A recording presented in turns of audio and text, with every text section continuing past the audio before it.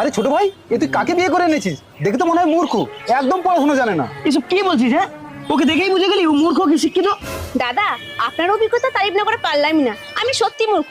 বাবার বাড়ি ঠিক করে খাওয়া হতো না, কি করে পড়াশোনা করবো বলুন? দেখলি, আমি বললাম না মূর্খ, আরে লেখাপড়া জানে না। আরে তোর থেকে আমি 8 বছরের বড় রে, অতএব অভিজ্ঞতাটা আমার বেশি রে।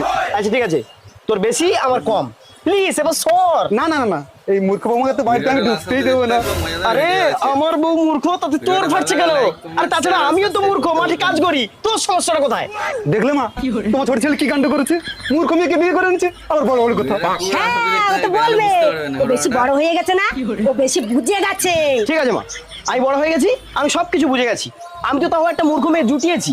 তোমার এই শিক্ষিত বড় ছেলে হয়ে একটা মূর্খ মেয়ে জুটিয়ে দেখাতো। আরে মূর্খ কেন, শিক্ষিত মেয়েকেই বিয়ে করবো, কালই বিয়ে করবো, কালই। Is my challenge. মা দেখো, তোমার বড় ছেলে শিক্ষিত মেয়ে বিয়ে করেছে। বাবা বাবা, খুব ভালো হয়েছে।